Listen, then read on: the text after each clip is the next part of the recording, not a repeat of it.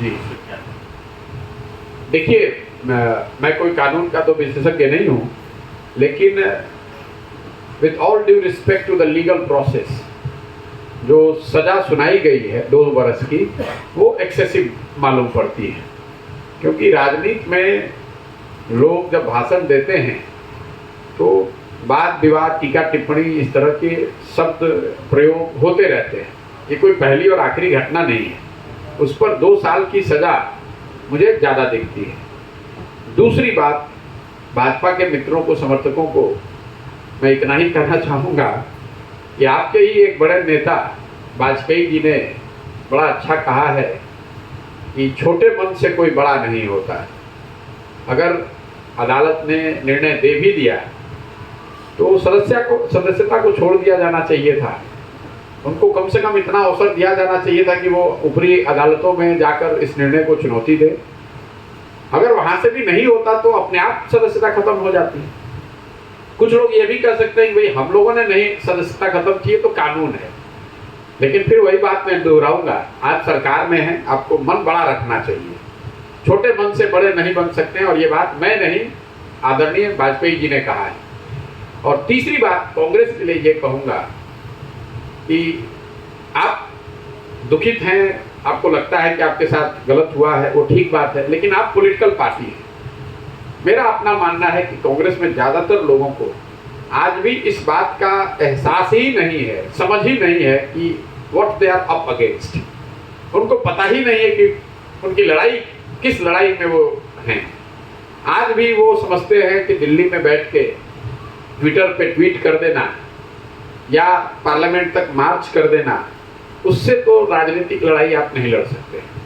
राजनीतिक लड़ाई तो गांव में लड़ी जाएगी, जमीन पर लड़ी जाएगी, गलियों में लड़ी जाएगी, बूथ पर लड़ा जाएगा। जब तक आप वहां पर नहीं दिखेंगे तब तक इस तरह की घटनाओं में आपके साथ ये होती रहेगी, और वो सही है या गलत है।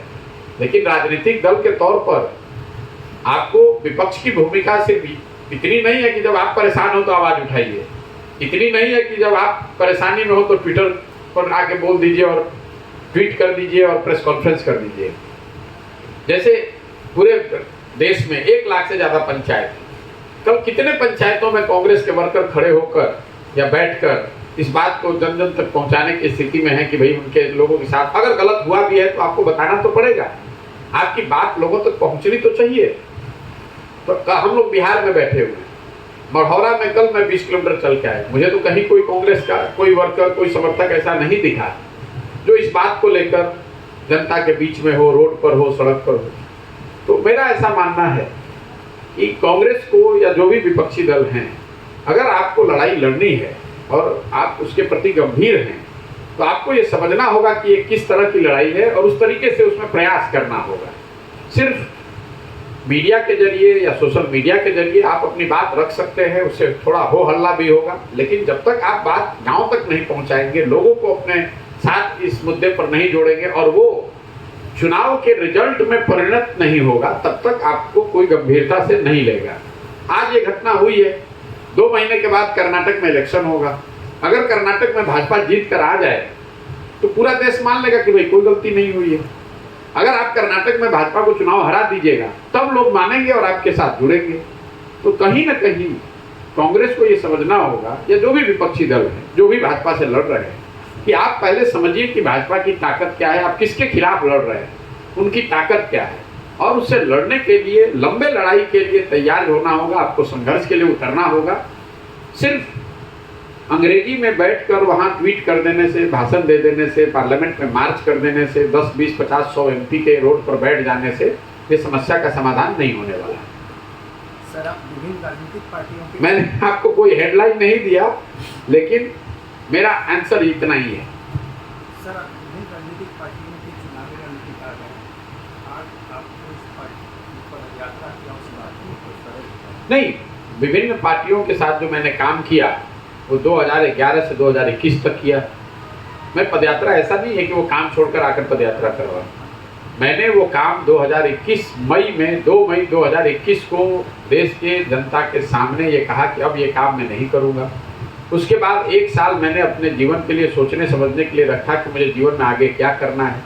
और पूरे 10 साल में जो कुछ भी सीखा, जो अनुभव किया, जो कुछ भी समझा, उन सारी समझ के आधार पर बिहार में आकर एक व्यवस्था बनाना चाहते हैं। अब बिहार में इसलिए आ रहे हैं कि बिहार में सारे प्रयासों के बावजूद, सारे अलग अलग विचारधारा, अलग अलग दलों के शासन के बाद भी बिहार में जो आज हमारी आपकी स्थिति है वो दयनीय है, बदहाल है। मैं रोज कहता हूँ कि बिहार में जिन लोगों ने भी शासन किया है, जिन दलों ने, जिन नेताओं ने, उन्होंने जो कुछ भी किया या करने का दावा कर रहे हैं उसको अगर आप सही मान लीजिए कि कांग्रेस ने अपने 40 साल के शासनकाल में बिहार के लिए अच्छा किया, मान लीजिए कि लालू जी के शासनकाल में सामाजिक न्याय मिल गया, लोगों को, गरीब को, वंचित को आवाज़ मिल गई, मान लीजिए कि नीतीश कुमार भाजपा की गठबंधन की सरकार में बिहार का सड़क बिजली बन गया, विकास हो गया, इन सारी बातों को अगर आप सही भी मान लेंगे तो भी जो आज बिहार की सच्चाई है वो तो यही है कि आप देश के सबसे गरीब, सबसे पिछड़े, सबसे अशिक्षित, सबसे ज़्यादा भुखमरी और बेरोजगारी वाले राज्य हैं। तो कहीं ना कहीं ये बताता है आपको, हमको, बिहार के समाज को कि जिस रास्ते पर हम लोग पिछले 40-50 साल से चल रहे हैं उस रास्ते पर चलकर तो आप समृद्ध और अग्रणी नहीं बन सकते। और यही मेरी समझ है कि अगर बिहार को सुधारना है तो समाज के स्तर पर प्रयास होना चाहिए। जब तक लोग नहीं सुधरेंगे, लोग इस बात को नहीं समझेंगे कि अगर बिहार को सुधारना है तो ये उनकी भी जिम्मेवारी है, उनको भी कंधा लगाना पड़ेगा, उनको सही तरीके से वोट करना पड़ेगा।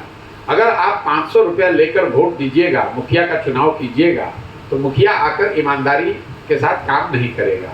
अगर आप मुर्गा भात खाकर वोट दे रहे हैं तो स्वाभाविक तौर पर जो जीत कर आएगा वो गलत ही करेगा। आप पूरे टाइम यहाँ पर शिक्षा की बात करते हैं, भ्रष्टाचार की बात करते हैं, नाली गली सड़क की बात करते हैं, लेकिन जिस दिन वोट होता है उस दिन जात पर वोट कीजिएगा, भारत पाकिस्तान पुलवामा हिंदू मुसलमान के नाम पर वोट कीजिएगा, कभी लालू के डर से भाजपा को कीजिएगा, कभी भाजपा के डर से लालू को कीजिएगा, तो आपकी समस्या सुधरेगी कैसे? यही मेरी समझ है। इसीलिए ये प्रयास कर रहे हैं कि समाज में आकर लोगों को ये समझाया जाए कि आप अपने और अपने बच्चों के भविष्य के लिए, शिक्षा और रोजगार के लिए वोट कीजिए, जिसको वोट करना है कीजिए, लेकिन वोट अपने बच्चों के लिए कीजिए, उनके भविष्य के लिए कीजिए, शिक्षा और रोजगार पर कीजिए। जनता को जागरूक करने के साथ साथ हम पार्टी गठन करना भी चाहते हैं। देखिए, ये पहले दिन बताया गया है और रोज कह रहा हूं, ये सवाल नहीं है कि करेंगे कि नहीं करेंगे। जन सुराज अभियान का परिभाषा ही क्या है? जनता की मदद से, समाज की मदद से एक नई राजनीतिक व्यवस्था बनाना, एक ऐसी व्यवस्था जिसमें दल बने, लेकिन वो दल कोई व्यक्ति प्रशांत किशोर न बनाए, कोई परिवार न बनाए, कोई जाति समूह न बनाए, बल्कि बिहार का हर वो व्यक्ति जो समझता है कि बिहार में बदलाव की जरूरत है, एक बेहतर विकल्प की जरूरत है, वो साथ में आए, मिले और उसको बनाए। हमारी पहचान क्या है? अभी तक जो हमारी पहचान आप कम से कम जानते हैं कि मैं राजनीतिक दलों को, नेताओं को मदद करता हूं कि वो साथ में आकर व्यवस्थित तरीके से चुनाव लड़े, अपने आप को संगठित करें और चुनाव जीते। तो मैं अगर ये काम दलों के लिए कर रहा था, नेताओं के लिए कर रहा था, तो ये काम जनता के लिए भी किया जा सकता है। मैं जनता को संगठित कर रहा हूँ, उनको जागृत कर रहा हूँ ताकि वो संगठित हो, एक प्लेटफॉर्म पर आए, दल बनाए और फिर उस दल को मदद की जाएगी ताकि वो चुनाव लड़े और जीते। अगर गठबंधन की जरूरत पड़े तो? भैया, पहली बात तो कोई दल है नहीं अभी, और जो पूरी सोच है वो सोच नई व्यवस्था बनाने की है, उसमें गठबंधन का सवाल ही कहाँ पैदा होता है। और ये जो पूरी रणनीति है इसमें या तो आप अर्श पर हैं या फर्श पर हैं। अगर बिहार की जनता को समझ में आएगा ये दल बनता है और इस पूरी परिकल्पना से लोग जुड़ेंगे तो आप कितनी सीट जीतेंगे कि आप गिन नहीं पाइएगा। और अगर लोगों को समझ में नहीं आया तो आपका खाता भी नहीं खुलेगा। तो ऐसी कोई परिस्थिति में देखता नहीं। ठीक है भैया, और कोई अगर आपका सवाल नहीं तो इसको हम लोग खत्म करें। बहुत बहुत धन्यवाद। एक सवाल, जैसे एक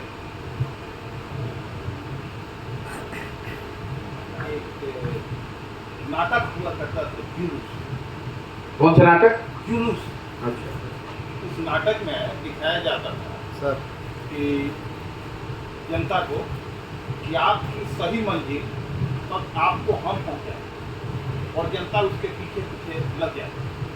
फिर जाके एक चौराहा आता है और वह व्यक्ति जो जनता को मंजिल तक पहुंचाने का दावा करता है एक दूसरे तरफ जी, और जनता वहाँ ठगी थी दिखती है।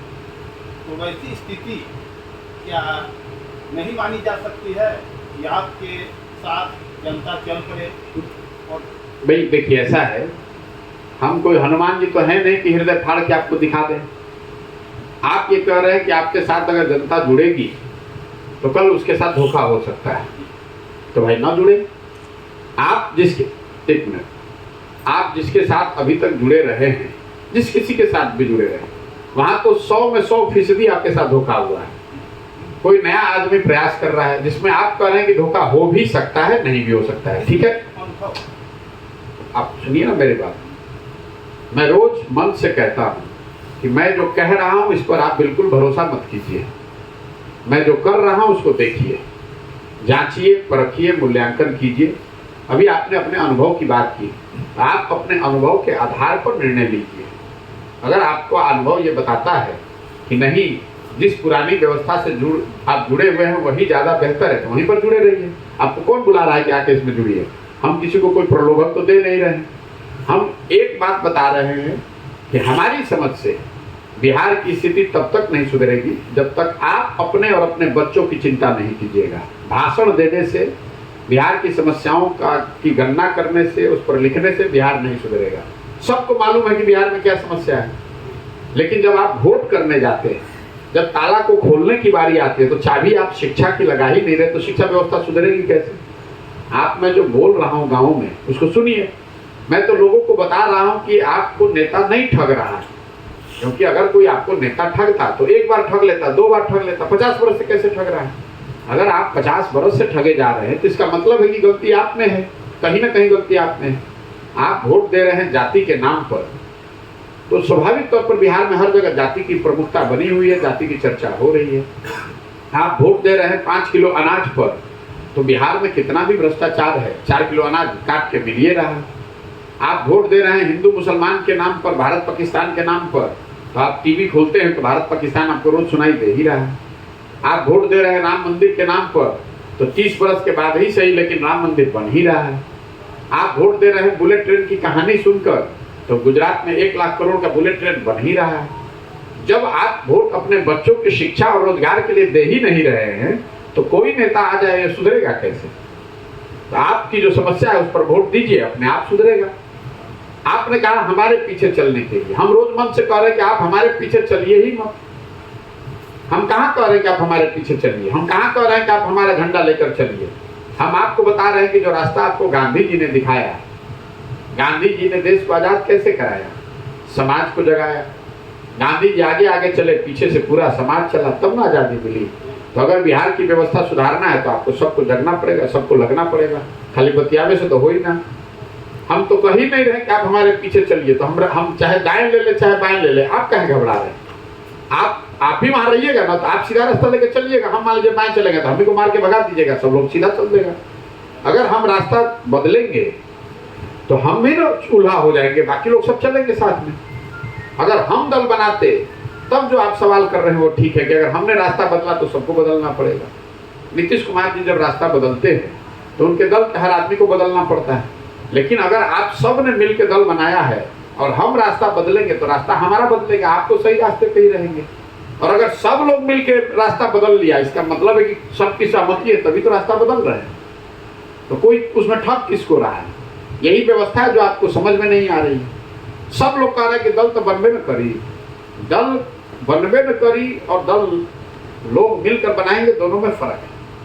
अगर जो हम काम कर रहे हैं दल बनाकर भी कर सकते थे, लेकिन दल क्यों नहीं बनाया है? अगर दल हमने बनाया होता तो उसमें आप आकर पदाधिकारी बन जाइएगा, उसमें नेता विधायक मंत्री बन जाइएगा, उसके मालिक नहीं ना बनिएगा। लेकिन अगर आप मिलकर बनाइएगा तो एक ही वोट आपका होगा, लेकिन आप एक वोट के मालिक रहिएगा। यही पूरी परिकल्पना है। समझ में आए तो जुड़िए, नहीं समझ में आए तो जहाँ है वहाँ रहिए। तो सत्य ही है ना कि दल बनेगा?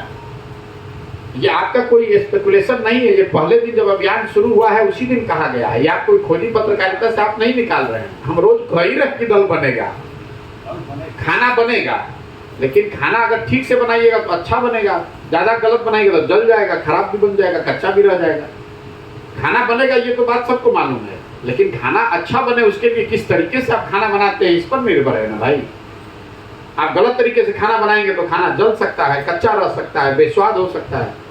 और ठीक से बनाइएगा तो वही खाना बहुत स्वाद वाला हो सकता है, आपके स्वास्थ्य के लिए बेहतर हो सकता है।